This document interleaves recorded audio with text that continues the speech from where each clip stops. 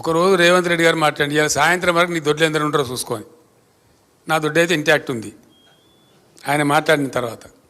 ఇది కూడా అంతే ఉంది. రెండవది, ఈయననే బీజేపీలకు జంపు కొడతాడని కాంగ్రెస్లోనే చాలా అనుమానాలున్నాయి డెఫినెట్గా. ఎందుకంటే ఆయన కేసులు కొలిక్కి వస్తున్నాయి. ఓటుకు నోటు కేసు ఏదైతే ఉందో అది భయంకరమైన కేసు, రెడ్ హ్యాండెడ్గా ఆయన పట్టుబడ్డ కేసు. ఆయన తప్పించుకోలేడు కూడా, ఎవరు తప్పించలేరు. కాబట్టి అది మన కింది మీద అయితే ఈయననే బీజేపీలకు జంపు కొడతాడు కేసులు తప్పించుకోవడానికని పెద్ద ప్రచారం ఉంది.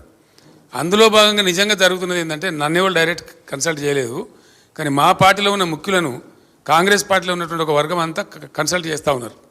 కన్సల్ట్ చేయడంగా స్పష్టంగా చెప్తున్నారు సంఖ్యతో సహా, అన్న మేము 26 నుంచి 33 మంది ఎమ్మెల్యేలు రెడీగా ఉన్నాము, మేము కలుస్తాము, ఇద్దరం కలిసి గవర్నమెంట్ ఫామ్ చేద్దామని చెప్తున్నారు.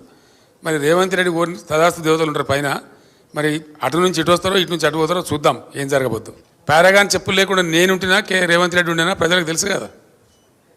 పారాగాన్ చెప్పులు లేకుండా ఎవరు అనేది అందరికీ తెలుసు కదా దేశంలో. ఎవరు భూ కబ్జాదారు, ఎవరు బ్లాక్ మెయిలరు, ఎవరు ఓటుకు నేటు కేసులో పట్టుబడ్డరు, ఎవరు దొంగ దందాలు చేసిండ్రు, ఎవరు భూమాఫియా అందరికీ తెలుసు రాష్ట్రంలో. మాకు పారాగాన్ చెప్పులు లేని ఫ్యామిలీ అండి మాది. సింపుల్ ఈజ్ ద ఇష్యూ అండి. ఢిల్లీ లిక్కర్ స్కామ్ అనేది నరేంద్ర మోడీ సృష్టించినటువంటి ఒక రాజకీయ కుంభకోణం. It's reverse political scam. అందులో ఏం లేదంత పట్టితే గ్యాస్.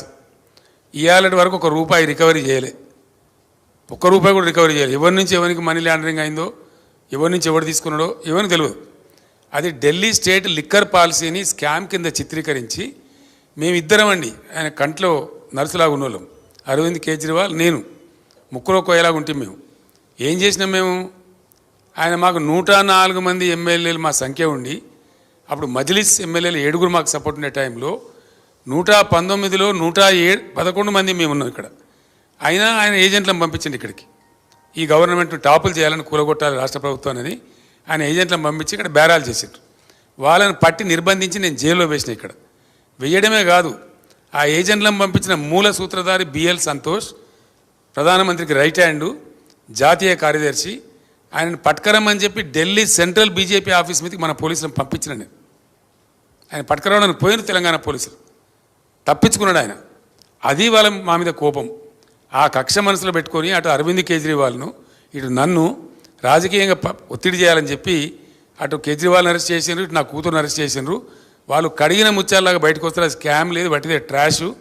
అది బూమరాంగ్ అవుతా ఉన్నది. ఇలా ఆ అమ్మాయి బతుకమ్మ ఉద్యమం చేసి తెలంగాణ ఉద్యమానికి ఎంతో కంట్రిబ్యూట్ చేసి అమెరికా నుంచి వచ్చి పాపం తన జీవితాన్ని వదులుకొని తెలంగాణ కోసం పనిచేసిన బిడ్డ. అందరికీ తెలుసు, లోకానికి తెలుసు. ఆ అమ్మాయి స్టాండర్డ్ ఏందో, ఆమె ఎట్లా మాట్లాడుతుందో, ఆమె ప్రవర్తన ఏందో మీ అందరికీ కూడా తెలుసు. మీ అందరూ కూడా చాలామంది జర్నలిస్టులు ఆమెతో కలిసి పనిచేసిండ్రు.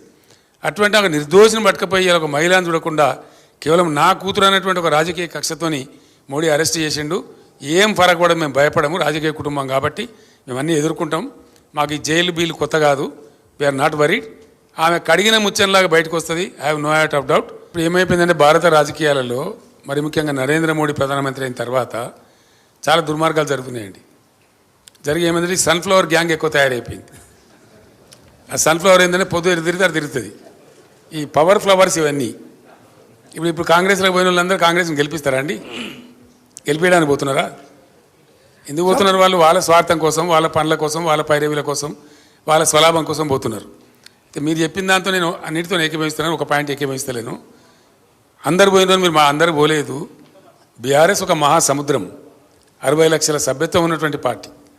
ఎవరైనా ఎలిమినేట్ చేస్తాం పలానా దాన్ని అనుకుంటే తప్పది, ఆ గర్వం పనికిరాదు. మేము మొన్నటిదాకా 10 ఏళ్ళ అధికారంలో కాంగ్రెస్ అవుట్ ఆఫ్ పవర్ ఉంది. కాంగ్రెస్ ఎలిమినేట్ అయిందా? డెసిమేట్ అయిందా? కాదు కదా. చంద్రబాబు నాయుడు గారు కూడా టైంలో 2004 to 2014 ఆయన పవర్లో లేరు. అంతమాత్రం టీడీపీ డెసిమేట్ అయిందా? అది భ్రమ. ఒక సంస్థను, ఒక శాశ్వతంగా ఉండే సంస్థను, ఒక బలోపేతంగా విస్తరించినటువంటి సంస్థను డెసిమేట్ చేస్తాం, ఎలిమినేట్ చేస్తామంటే అది అహంకారం తప్ప మరొకటి కాదు. అది ఇంపాసిబుల్. అందులో బీఆర్ఎస్ను డెసిమేట్ చేయడం అనేది 1,00,000 రేవంత్ రెడ్డిలు, 1,00,00,000 ఇంకో వచ్చినా ఏం ఇంటిగా మనం కూడా ఫరक పడదండి. सर असेंबली में असेंबली में आपको असेंबली में एमआईएम आपको सपोर्ट कर रही थी, लेकिन पार्लियामेंट इलेक्शन में बिल्कुल वो दूर हो गए. आप क्या समझते हैं कि आप कैसा बोल रहे दूर हो गए बोल के? तो मैं आपको क्या आप कैसा बोल रहे दूर हो गए बोल के? आपके किसी प्रोग्राम में कहीं भी आपका जिक्र नहीं करे, वो किसी भी प्रोग्राम में कहीं जिक्र नहीं करे, जैसा असेंबली में नहीं, उससे दूर हो गए बोल के समझेंगे क्या? गाँव जाके आपके सपोर्ट के बारे में बात कर रहे थे कि नहीं सुनिए भाई, एमआईएम हमसे दूर हो गए बोल के कौन बोल रहे हैं? जैसा असेंबली में आपका अपना आइडिया है क्या है? नहीं सर, जैसा गांव जाके आपको आप वोट देने की अपील कर रहे थे, इस बार नहीं करेंगे. क्यों नहीं करेंगे సార్? రోడ్ షోలకు మంచి స్పందన వచ్చింది జనం నుంచి. మీరు వెళ్తూ ఉంటే మేము చూసాం టీవీలలో. సో ఏం సార్ ప్రజలు అంటే ఎట్లా రిసీవ్ చేసుకున్నారు మిమ్మల్ని, ఏమనిపించింది? KCR is the history of Telangana కదా. కేసీఆర్ ఇస్ డెఫినెట్లీ వైపౌట్ చేయలేని తుడిచివేయలేని ఎమోషన్ కదా తెలంగాణకు. కేసీఆర్ తెలంగాణకు ఉన్న బంధం అది కదా. ఎక్కడెప్పుడు దిక్కు దివాణం లేనప్పుడు నా పదవులు నా రాజకీయ భవిష్యత్ అంతా నేను పనంగా పెట్టి తెలంగాణ కోసం ఎంత కష్టపడనో తెలంగాణ ప్రజలకు తెలుసు. నా గుండెల్లో తెలంగాణ ఉంటుంది, తెలంగాణ ప్రజల గుండెల్లో కేసీఆర్ ఉంటాడు.